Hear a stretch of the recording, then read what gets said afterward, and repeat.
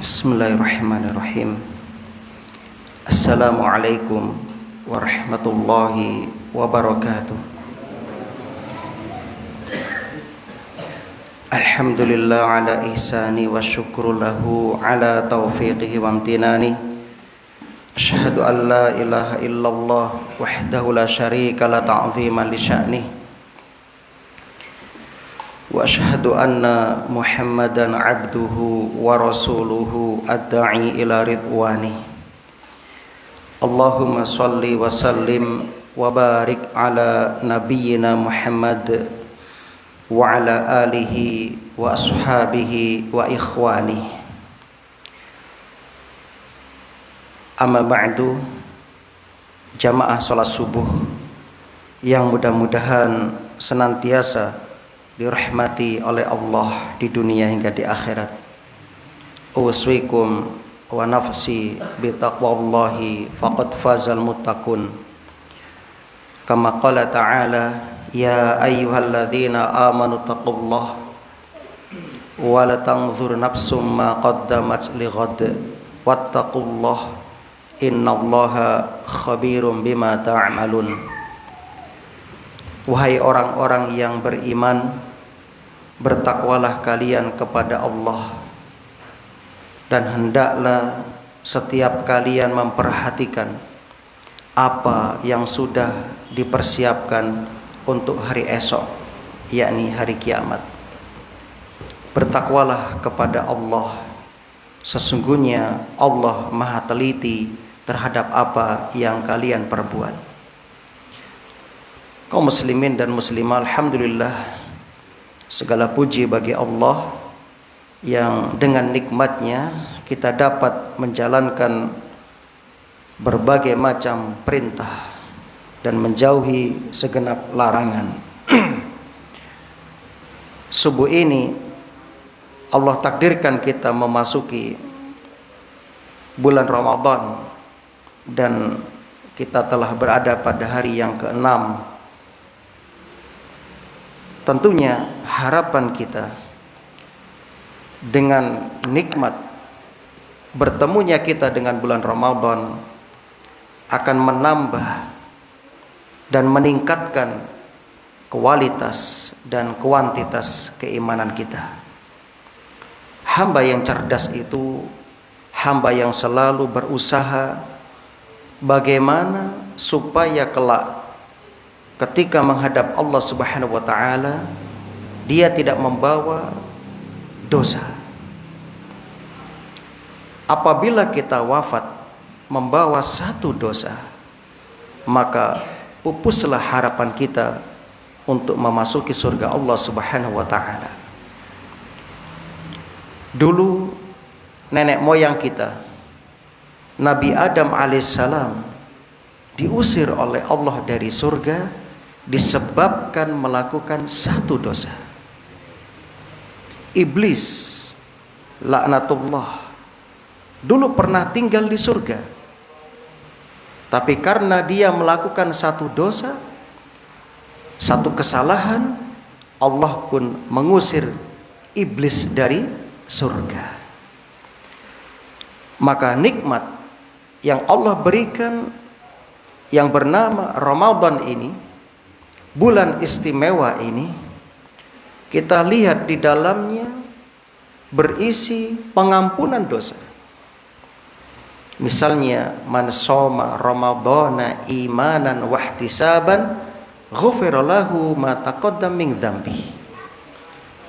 Barang siapa yang menjalankan ibadah puasa dengan iman serta ihtisab, mengharapkan pahala, serta jiwanya bahagia dengan ibadah puasa itu, tidak merasa terbebani dengan ibadah puasa itu, maka akan diampuni dosa-dosanya yang telah berlalu. Man qama ramadhana imanan wahtisaban ghufira lahu ma taqaddama min dzambi.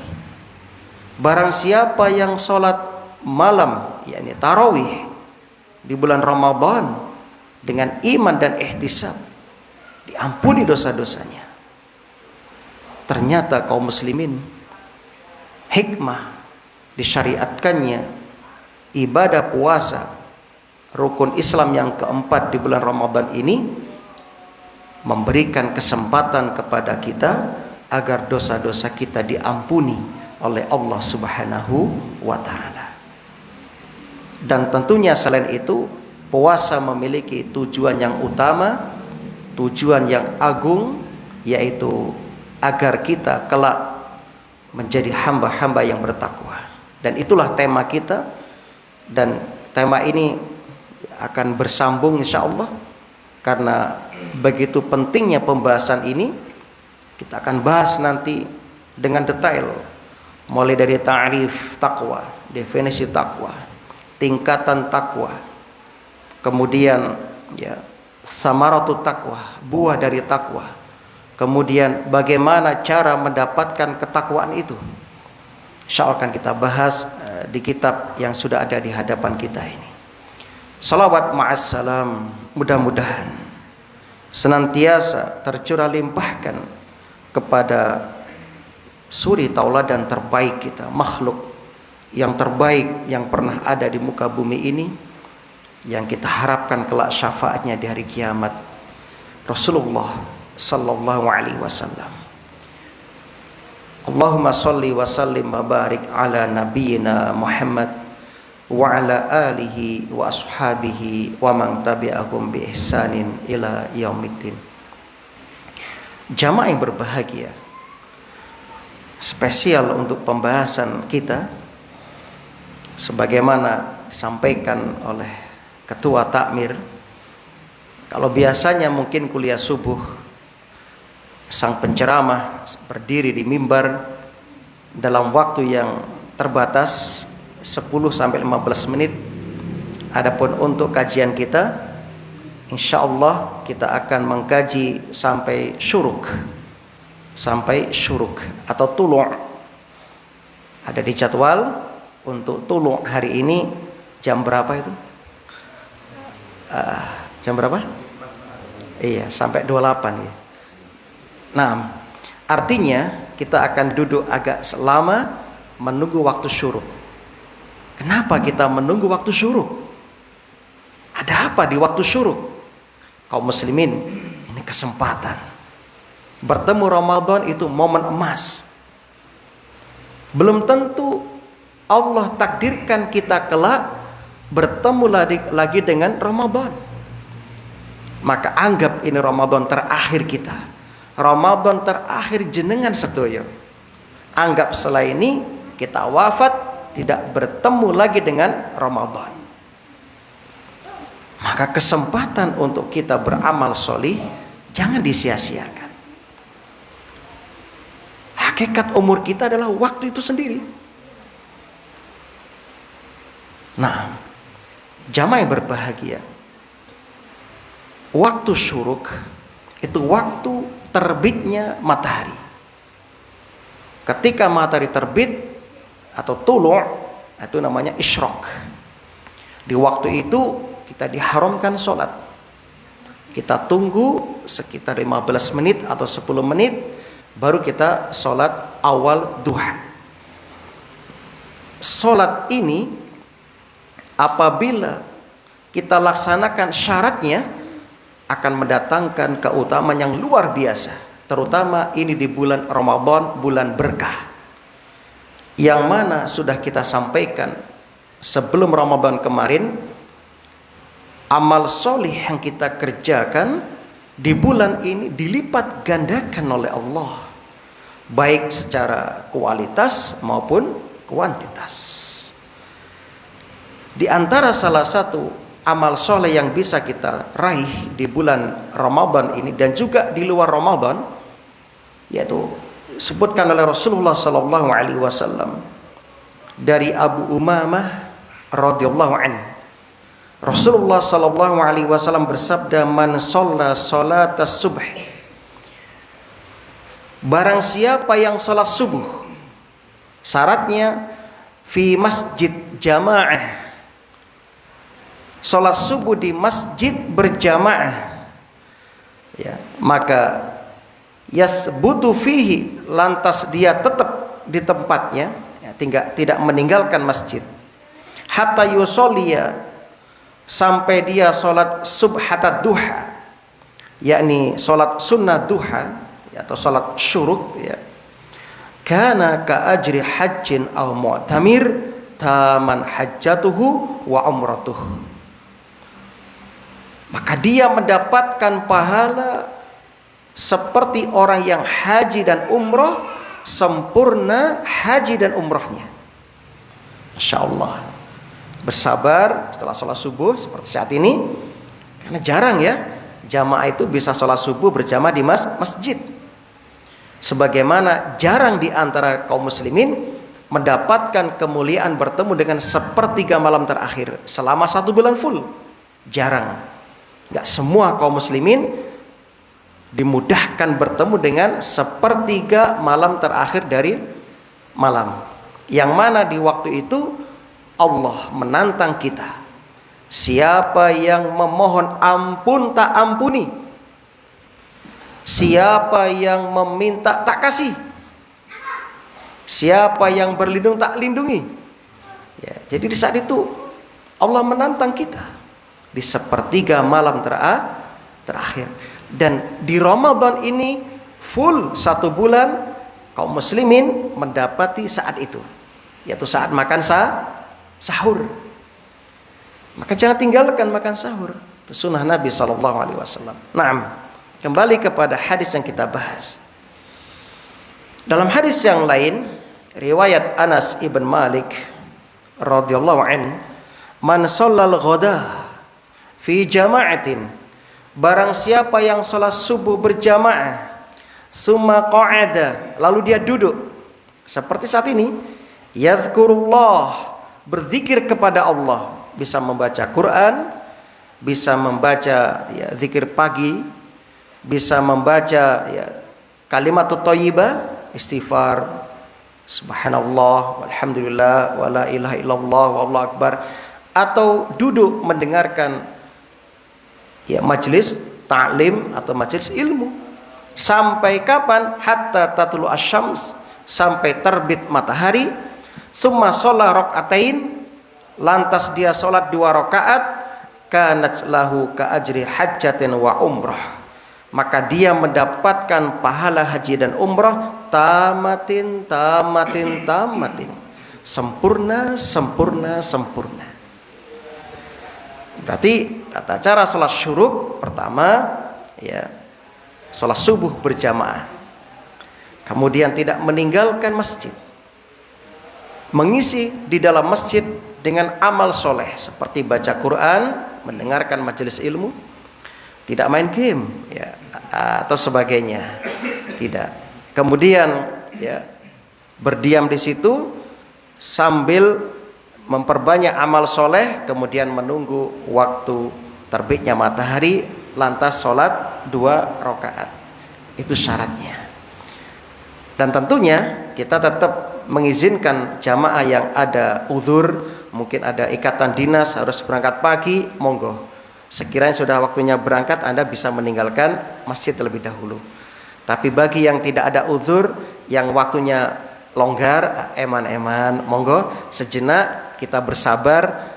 Ini setahun sekali, ya, dan mungkin 1 bulan cuma 4 pertemuan, kalau nggak 3 pertemuan. Nah, jadi monggo kita persilahkan. Nah, kaum muslimin rahimani wa rahimakumullah, alhamdulillah, kalau kita ingat, puasa itu perjalanannya cepat. Saya ulangi, puasa itu perjalanannya cepat. Kalau Anda nggak percaya, coba Anda rasakan. Kayaknya baru kemarin kita puasa, ternyata sekarang sudah hari yang Masya Allah. Kenapa cepat? Karena yang ada di perasaan jamaah itu adalah hari raya. Hari raya, ya, baju baru, kemudian angpau, ya, amplop itu. Anak-anak itu pasti ke sana pikirannya. Yang dilingkari di kalender itu adalah hari raya. Hari raya kurang sekian, kurang H sekian, kurang H-min sekian. Itu. Padahal kaum muslimin jujur, hari raya itu nggak ada sangkut pautnya dengan Ramadan. Maksudnya apa? Rasulullah Shallallahu Alaihi Wasallam itu ketika Ramadan itu fokus ibadah, ya. Apalagi menjelang 10 terakhir, kita lihat sebab core-nya Ramadan, intinya Ramadan ada di 10 terakhir, sehingga Rasulullah Shallallahu Alaihi Wasallam semakin mendekati akhir Ramadan semakin giat Nabi itu, semakin semangat ibadahnya, sampai-sampai disebutkan oleh istrinya ketika memasuki 10 akhir Ramadan, syadda mizarah, Nabi mengencangkan ikatan sarungnya. Ini bahasa kinayah kaum muslimin. Artinya apa? Nabi tidak berhubungan badan dengan istrinya, alias fokus dengan ibadah. Lihat Rasulullah itu malam 21, Nabi menghidupkan malamnya hampir separuh, sholat, ibadah sampai subuh. Dan ketika memasuki akhir malam 27, Nabi hampir 1 malam full gak tidur, baca Quran, ya, zikir, sholat. Itu Nabi. Semakin akhir Ramadan, Nabi semakin serius beribadah di dalamnya. Adapun kaum muslimin tidak. Semakin akhir Ramadan serius mudiknya, kemudian shoppingnya, ya, menghabiskan zakat mall, ya. Zakat mall, tapi zakat mall. Nah, kenapa nggak sekarang aja atau sebelum Lebaran Anda bereskan semuanya, ya, ngecat rumahnya atau mungkin belanjanya, bereskan semua. Nanti Ramadan tinggal fokus ibadah. Jadi core-nya Ramadan ada di 10 akhir itu. Sebab di sana nanti ada yang namanya Lailatul Qadar. Lailatul Qadar yang saat itu 1 malam lebih baik daripada 1000 bulan, atau sekitar ya 83 tahun. Kaum muslimin yang berbahagia, kenapa kita akan membahas tema tentang takwa, yang mana takwa itu bagian dari a'malul qulub. Saya ulangi, takwa bagian dari amalan hati. Kenapa kita harus memperhatikan amalan hati? Ketahuilah, nanti dari kiamat Allah berfirman, yauma la yanfa'u malun wala banun illa man atallaha biqalbin salim. Di hari kiamat itu tidak bermanfaat harta, tidak bermanfaat anak, semuanya gak bermanfaat, illa kejaba man atallaha biqalbin salim, orang yang datang dengan membawa hati yang bersih, hati yang selamat. Dan amalan hati sangat penting kaum muslimin, karena merupakan poros dari diterimanya ibadah kita. Dan ini juga yang membedakan antara mukmin sejati dengan munafik tulen, munafik khullas bahasa Arabnya. Itu hati yang membedakan. Maka amalan hati itu lebih diutamakan dalam agama kita daripada amalan lahir, ya. Nah, di antara salah satu bentuk amalan-amalan hati yaitu takwa. Dan ini yang sekarang kita latih, yang sekarang kita berusaha untuk, ya, menghadirkannya. Sehingga ulama menjadikan Ramadan sebagai barometer, sebagai tolok ukur bagi kesuksesan seorang hamba di luar Ramadan. Kenapa? Karena di bulan Ramadan ini Allah sudah kondisikan kaum muslimin, musuh kita syaitan dibelenggu, pintu surga dibuka seluas-luasnya, pintu neraka ditutup serapat-rapatnya. Maka barang siapa yang di bulan Ramadan masih tetap kalah dengan musuhnya, masih tetap bermaksiat, yang pintu neraka dikunci rapat-rapat, malah jenengan buka dengan bermaksiat di bulan Ramadan, maka dapat dipastikan di luar Ramadan sulit untuk berhasil. Kalau sekarang musuh kita dirantai, dibelenggu, tapi kita masih maksiat, tapi kita masih kalah, itu tandanya di luar Ramadan kita lebih sulit lagi untuk berhasil. Kaum muslimin, ini kesempatan. Maka kita harus banyak berdoa kepada Allah agar dimudahkan untuk melakukan berbagai bentuk amalan sholih yang akan mengantarkan kita menjadi hamba-hamba yang bertakwa. Nah, jadi takwa itu kenapa kita bahas? Karena di antara kedudukan takwa, sebab dia merupakan khairu zat lidaril akhirah. Takwa itu sebaik-baik sangu, sebaik-baik bekal untuk perjalanan akhirat kita. Jadi kalau Anda ditanya bekal apa yang terbaik untuk kita menghadap Allah, ya takwa. Takwa dasarnya mana? Surat Al-Baqarah ayat 197. Wa tazawwadu fa inna khairaz zadi taqwa wattaquni ya ulil albab. Watazawwadu, berbekalah kalian. Ya, kita diperintahkan mencari bekal. Ya sekarang di kampung dunia ini. Kalau kata Ali bin Abi Thalib dalam hadis Al-Bukhari, dunia adalah kampung untuk beramal. Adapun di dunia belum ada hisab, belum ada hari perhitungan amal. Akhirat adalah negeri untuk beramal, dan di akhirat tidak ada negeri untuk hisab, tidak ada amal. Jadi sebelum Anda wafat, meninggal dunia, karena kematian itu datangnya secara tiba-tiba, tanpa permisi, tanpa mengetuk pintu dulu, sewaktu-waktu dia akan datang. Dia akan datang. Bisa jadi sekarang jamaah bareng, duduk bareng, tiba-tiba nanti jam 7 ada berita di masjid, inna lillahi wa inna ilaihi rajiun, telah meninggal si fulan. Astagfirullah, barusan dia ngaji sama kita wafat. Bisa jadi ya, atau mungkin yang menyampaikan nanti diumumkan, bisa jadi. Nah, maka kaum muslimin, kesempatan kita memperbanyak bekal. Dan bekal terbaik kata Allah, ya, fa inna, maka sesungguhnya khairuzat at-taqwa, sebaik-baik bekal adalah takwa. Wattaquni ya ulil albab, maka bertakwalah kepadaku wahai orang-orang yang cerdas. Orang-orang yang cerdas. Nah, kenapa kita harus memahami takwa? Karena takwa mizanut tafadul bainan nas. Takwa itu merupakan tolok ukur keutamaan seorang hamba di hadapan Allah Subhanahu wa ta'ala. Allah berfirman dalam surah Al-Hujurat ayat yang ke-13, inna akramakum indallahi atqakum, sesungguhnya yang paling mulia di antara kalian adalah yang paling bertakwa.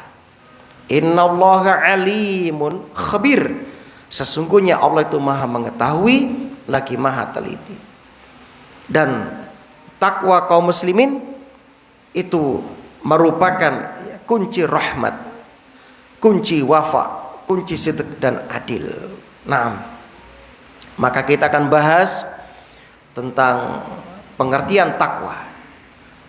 Takwa secara lughah artinya qillatul kalam, sedikit bicara. Secara bahasa qillatul kalam, sedikit bicara. Seperti ungkapan seseorang at-taqiyyu muljam. At-taqiyyu muljam artinya orang yang mengendalikan dirinya. Ya, wal muttaqi faqal mu'min wat ta'i. Kata ulama, takwa itu derajatnya lebih tinggi di atas iman dan ketaatan. Masya Allah ya. Jadi derajat takwa itu lebih tinggi di atas iman dan ketaatan. Nah, itu takwa. Kemudian kaum muslimin, Arti takwa secara istilah syariat, banyak ulama mendefinisikan takwa. Di antaranya yang umum disampaikan oleh para khatib, Ibnu Taimiyah mengatakan at-taqwa fi'lu ma amarallahu bih wa tarku ma nahallahu an. Takwa itu adalah mengerjakan apa yang Allah perintahkan dan meninggalkan apa yang Allah larang. Adapun muridnya Ibnu Qayyim punya definisi yang berbeda dari gurunya. Takwa itu adalah fahaqiqatuha al-amalu bi ta'atillah imanan wa ihtisaban. Insyaallah. Takwa itu hakikatnya adalah mengerjakan ketaatan kepada Allah didasari dengan iman dan ihtisab. Iman itu artinya Anda meyakini perintah itu. Seperti saat ini Allah perintahkan Anda puasa, lalu jenengan menjalankan puasa dengan iman, artinya yakin ini perintah Allah. Hakul yakin ini perintah Allah. Kemudian ihtisab artinya mengharapkan pahala. Sebagaimana kata Imam Al-Khattabi dalam kitab Fathul Bari jilid yang keempat, halaman 115, ihtisab artinya yaitu ar-raghbah fi thawabi thayyibatan nafsuh, mengharapkan pahala. Jadi ketika Anda bertakwa, mengerjakan perintah, maka itu ada keyakinan tentang perintah itu dan ada ihtisab, mengharapkan pahala. Sehingga ketika mengerjakan perintah kita semangat, kita nggak merasa terbebani. Sholat misalkan perintah. Ketika sholat karena kita iman dengan perintah sholat, karena kita ihtisab dengan sholat, kita nggak merasa malas ketika sholat. Sehingga sholat bukan sebuah beban, tapi sholat merupakan kebutuhan. Makanya kaum muslimin, tanamkan kepada anak-anak jenengan, kepada putra-putra jenengan, apa yang ditanamkan kepada mereka sebuah prinsip, sebagaimana kata ulama, alimu abna'akum, ajarkan keturunan kalian, ajarkan anak-anak kalian, annar rijala la yabkuna ala hazimatin fi mal'ab, bahwa lelaki sejati tidak akan pernah menangis karena kalah di lapangan pertandingan. Jadi kalah main bola itu biasa. Tapi innama yabkun ala salatin do'ats wa wajibatin ahmalats. Tetapi tanamkan kepada anak-anak Anda, lelaki sejati itu dia hanya menangis karena ketinggalan sholat berjamaah. Dia akan menangis ketika meninggalkan kewajiban yang dilalaikan. Itulah laki-laki sejati. Begitu Pak. Biar anak kita nggak cemen. Kalah main futsal nangis sedih. Kenapa? Kalah futsal tapi nggak jamaah subuh. Wah bangga. Masya Allah. Kalah di lapangan sedih tapi nggak puasa Ramadan, santai-santai wae. Jangan begitu. Ini terbalik ini. Tanamkan kepada mereka, kamu harus menangis, harus sedih ketika kewajiban Allah kamu lalaikan. Kamu harus bersedih ketika larangan Allah kamu terjang. Itulah kaum muslimin. Baru ini anakku ini begitu. Ini baru putuku ini ya.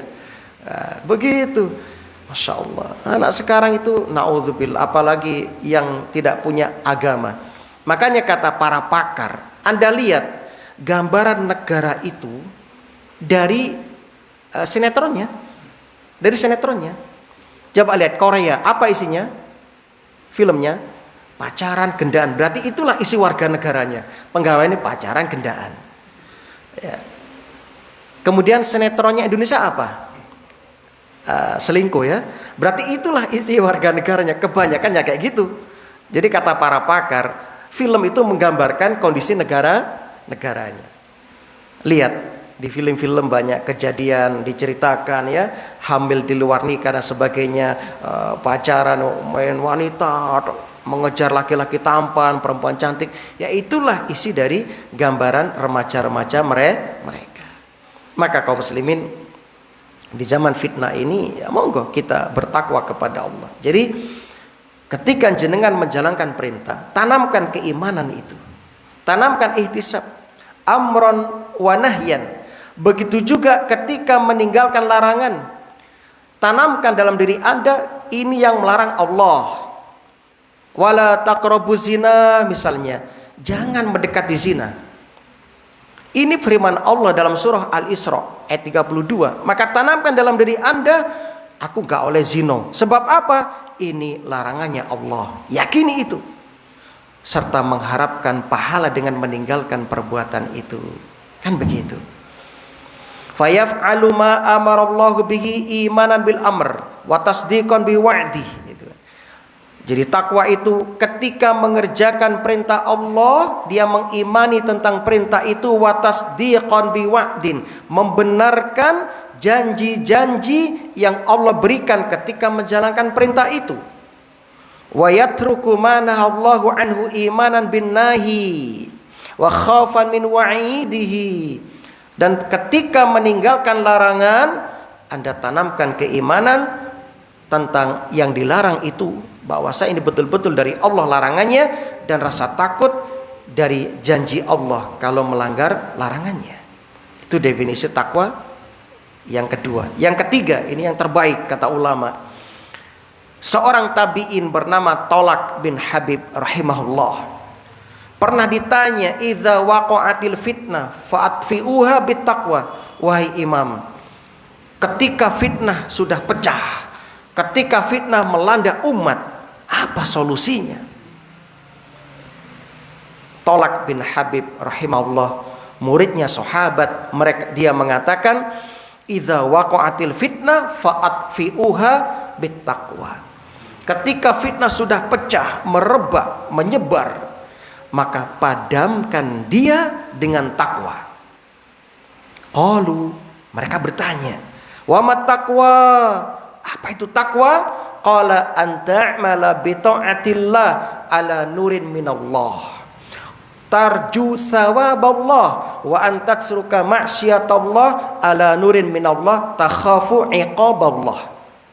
Ini definisi takwa yang paling menyeluruh.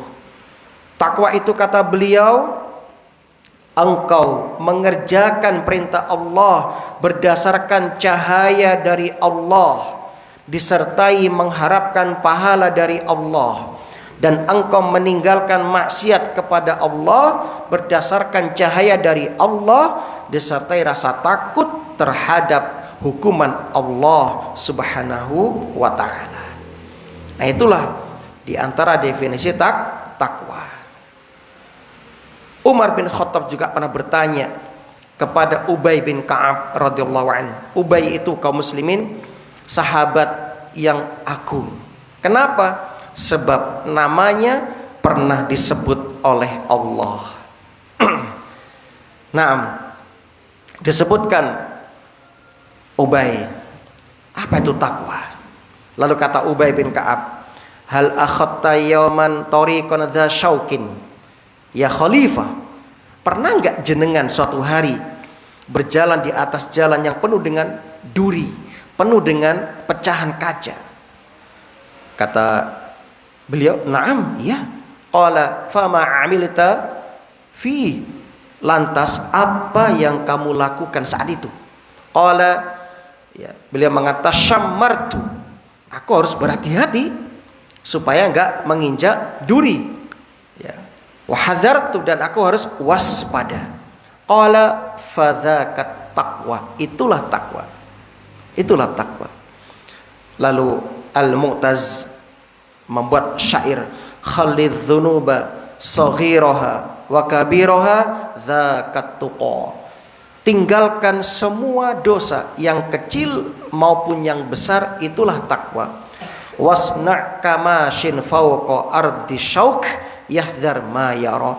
Bersikaplah seperti orang yang berjalan di atas tanah di atas jalan yang penuh dengan duri sehingga engkau waspada padanya. La tahkiranna saghiratan innal jibala minal haso.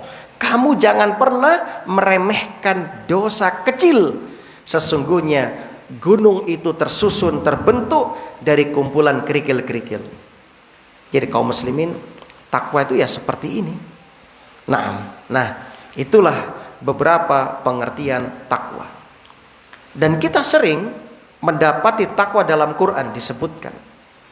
Nah, takwa dalam Quran punya beberapa makna. Yang pertama, kalau disebutkan kata takwa dalam Al-Quran, ya itu diantaranya bermakna al-khasyah wal haibah, rasa takut dan gentar. Itu rasa takut dan gemetar, ya, gentar. Sebagaimana firman Allah, wa iyaya fattaqun, kata Allah, surat Al-Baqarah 41, wa iyaya fattaqun, dan hanya kepadakulah engkau bertakwa. Artinya apa? Ikhsyauni wahabuni, takutlah kepadaku dan gentarlah kepadaku. Ini yang sekarang mulai hilang dari kaum muslimin. Tidak ada rasa takut kepada Allah, sehingga mereka dengan mudahnya berbuat curang, dengan mudahnya menipu, dengan mudahnya tidak menjalankan kewajiban puasa Ramadan tanpa uzur, ya, dengan mudahnya mereka meninggalkan kewajiban-kewajiban seperti sholat tanpa uzur. Ini dikhawatirkan, dan Ramadan membentuk itu kaum muslimin. Nah, kemudian yang berikutnya, terkadang kalimat takwa tudofu ilasmillah, disandarkan kepada nama Allah. Ketika takwa disandarkan kepada Allah, artinya kita diperintahkan takut terhadap kemurkaan Allah. Contoh, Allah berfirman, wattaqullah, bertakwalah kepada Allah, alladzi ilaihi tuhsyarun, yang hanya kepadanya kalian akan dikumpulkan kelak. Artinya kaum muslimin, kita wajib bertakwa kepada Allah, takut dengan siksa Allah Subhanahu wa taala. Dan ini a'zamu mayuttaqa. Ini perkara yang paling besar yang harus kita takwai, yaitu takut kepada larangan siksaan Allah. Sebab apa? Sebab ketika kita memiliki rasa takut terhadap siksaannya Allah, murkanya Allah, ini akan mendorong kita untuk waspada, untuk lebih berhati-hati. Ya, sebagaimana Allah firmankan, wa yuhadzirukumullahu nafsah. Hati-hati, jaga dirimu dari Allah Subhanahu wa taala. Artinya apa? Jaga dirimu jangan sampai disiksa oleh Allah Subhanahu wa taala. Bagaimana supaya enggak disiksa oleh Allah? Ya bertakwa, jalankan perintahnya, jauhi larangannya. Sebagaimana Anda takut dari panasnya api, maka Anda harus membuat perlindungan dari api. Kan begitu kaum muslimin. Dan Ramadan membentuk itu kaum muslimin. Kemudian, dan terkadang takwa disandarkan kepada hukuman Allah. Wattaqun nar allati uiddat lil kafirin. Jadi takwa di sini disandarkan kepada jenis hukuman Allah dan tempatnya, yaitu neraka. Takutlah kalian, bertakwalah dari api neraka yang disediakan untuk orang-orang kafir. Atau terkadang takwa disandarkan kepada hari kiamat, ya, kepada hari kiamat. Wattaqu yauman turja'una fihi ilallah. Bertakwalah kalian pada hari akan dikembalikan kalian kepada Allah. Al-Baqarah 281. Jamaah, ayat ini kalau Anda perhatikan turun setelah larangan riba. Artinya yang takut dengan hari berbangkit, dengan hari hisab, tinggalkan riba. Kan begitu maksudnya. Yang kedua, kata takwa dalam Quran yang pertama bermakna yaitu khasyah dan haibah, rasa takut dan gentar. Yang kedua, kata takwa dalam Quran bisa bermakna at-ta'ah wal ibadah, taat dan ibadah. Allah berfirman dalam surah Ali Imran 102, ya ayyuhalladzina amanu taqullaha haqqa tuqatih, hai orang-orang yang beriman, bertakwalah kepada Allah dengan sebenar-benar takwa. Artinya apa? Taati Allah dengan sebenar-benar ketaatan, sembahlah Allah dengan betul-betul penyembahan. Nah, itu maksudnya. Ibnu Mas'ud mengatakan, ayu ta'a fala yuqsa wa yuzkar fala yunsa wa yushkar fala yukfar. Bertakwa kepada Allah, kata beliau, Allah hendaknya ditaati, jangan dimaksiati. Allah hendaknya diingat, jangan dilupakan. Allah disyukuri, jangan dikufuri. Itu kata Ibnu Abbas. Yang ketiga, takwa dalam Quran bermakna at-tanazzuh anidz-dzunub. Nah, jadi kalau biar nggak ngantuk, besok kalau kajian kita hari Sabtu bawa catatan. Nah, waktu ini kapok, waduh, Sabtu gak sana masjidnya Pak, pesan sawi. Tadi tak izinkan tadi di awal, kita berkesepakatan tadi di awal, kita buat SOP. Monggo yang ada kesibukan tinggalkan, nggak apa-apa. Kita sudah buat kesepakatan di awal.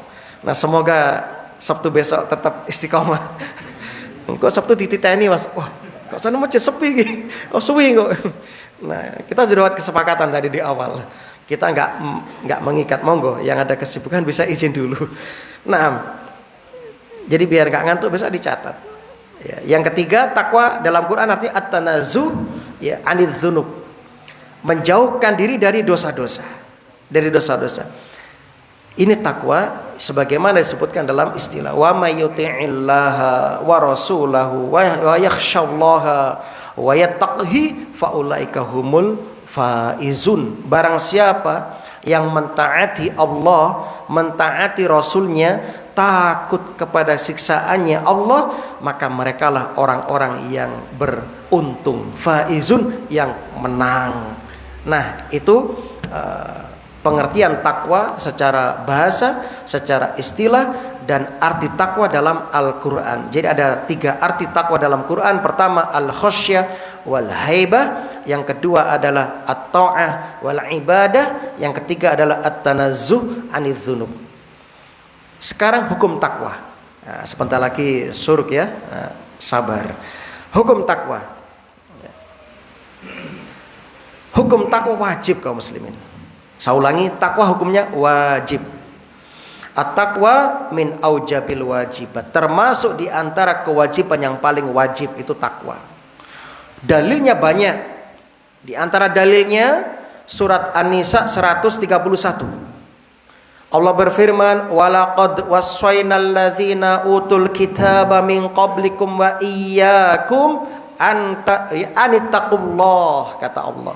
Sungguh kami telah wajibkan kepada ahli kitab sebelum kalian dan juga kepada kalian Rasul dan umatnya, anittaqullah, hendaknya kalian bertakwa kepada Allah. Kata Imam Al-Qurtubi, al-amru bittaqwa kana aman li jami'il umam. Takwa itu sifatnya umum. Perintah takwa sifatnya umum kepada seluruh umat. Umatnya Nabi Adam, umatnya Nabi Nuh, Nabi Hud, Nabi Musa, Nabi Isa, sampai umat Kanjeng Nabi Muhammad sallallahu alaihi wasallam, semuanya wajib bertakwa. Hukumnya wajib. Sehingga dikatakan wat taqwa wajibatun alal khalqi. Takwa itu kewajiban makhluk.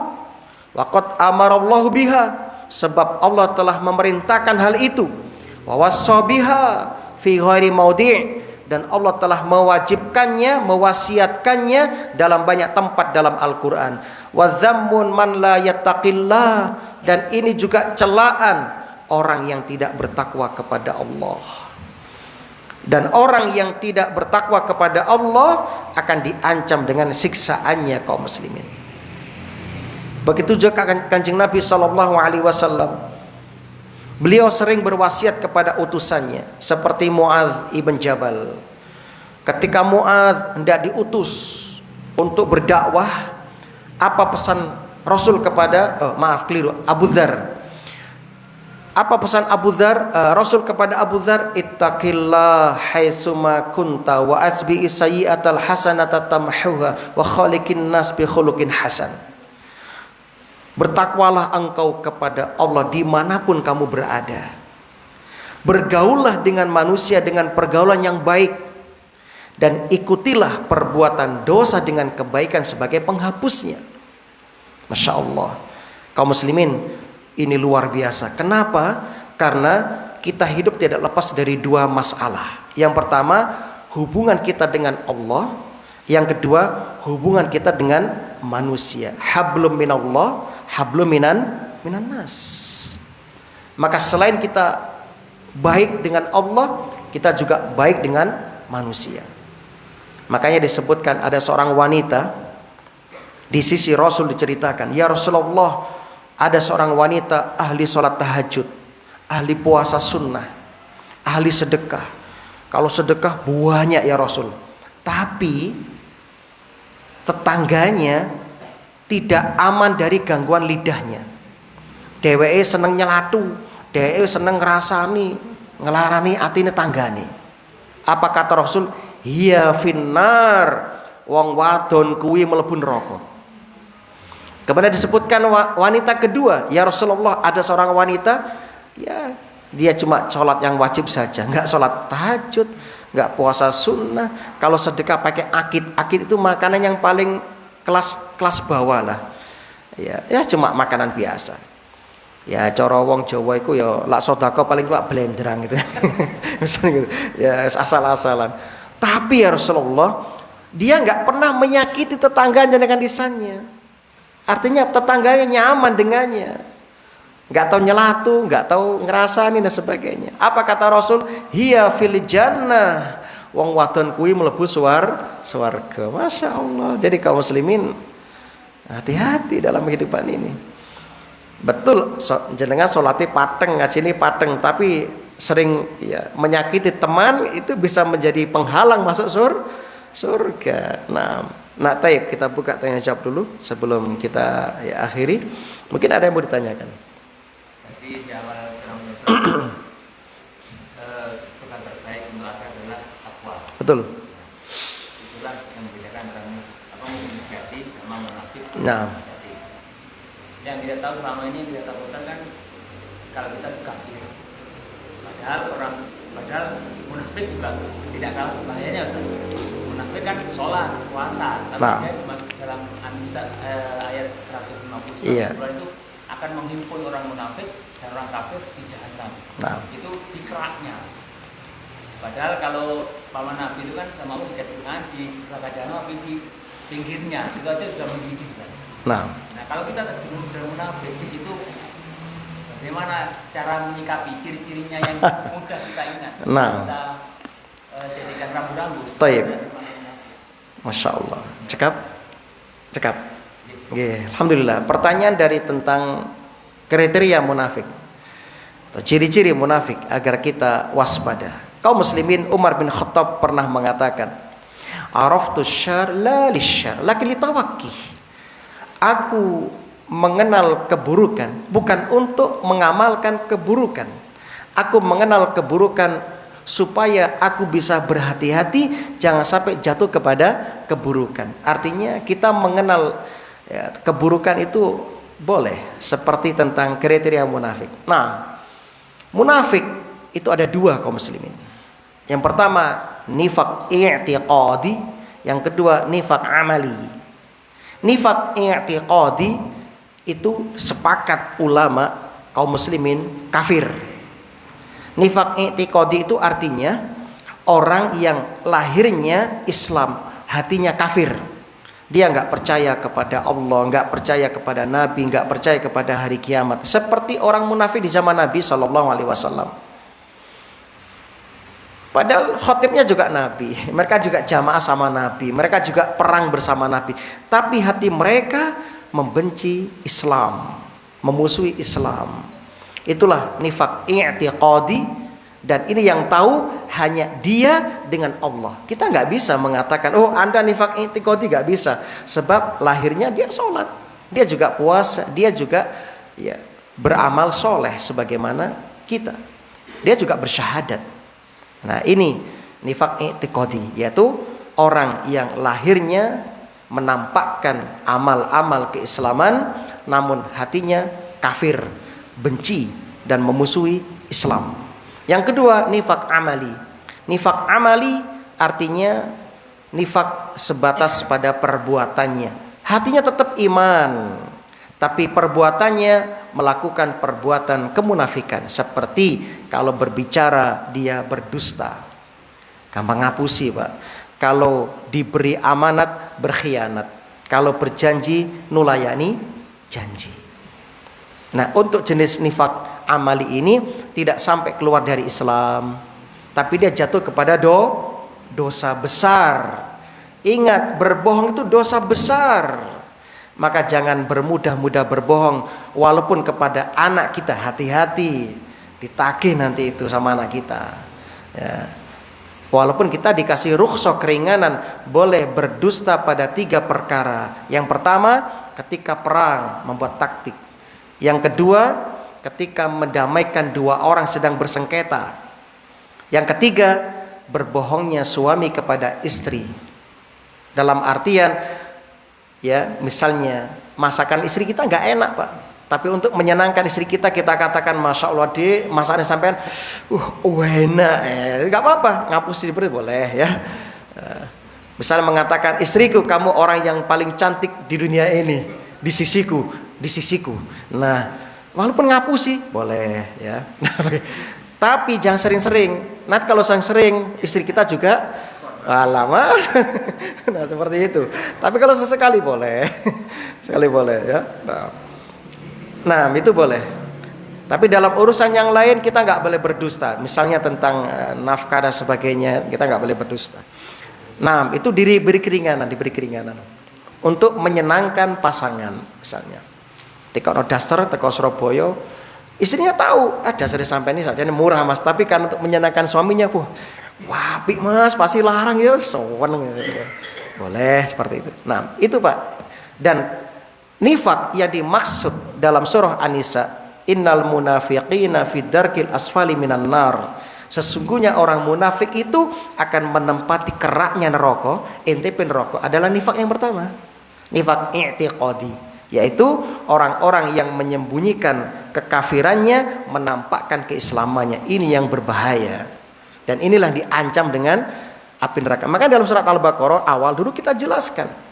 Surat Al-Baqarah itu menjelaskan 3 golongan manusia. Yang pertama orang terbaik, yaitu surat Al-Baqarah yang pertama, Alif Lam Mim dzalikal kitabul la raiba fi hudal lil muttaqin, yaitu yang pertama. Yang kedua orang kafir, cuma 2 ayat, innalladzina kafaru sawaun alaihim, cuma 2 ayat.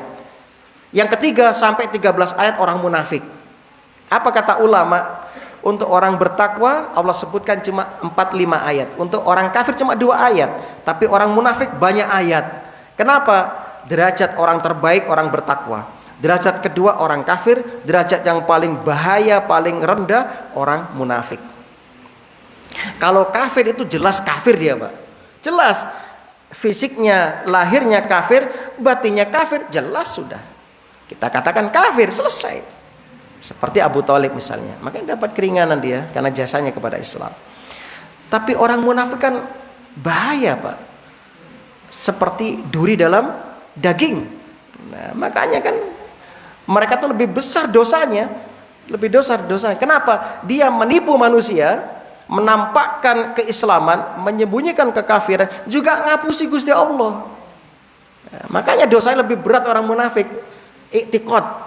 Nah, itu alasannya. Kenapa nerakanya lebih dalam, nang intipin rokok. Wallahu a'lam bishawab. Itu kaum muslimin yang berbahagia. Bisa dipahami ya? Alhamdulillah. Ada lagi mungkin sebelum kita akhiri?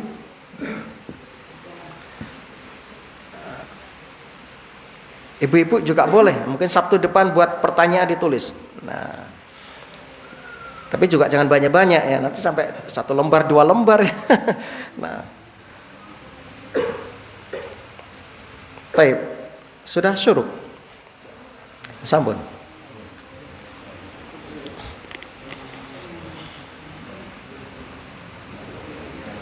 Bentar lagi ya.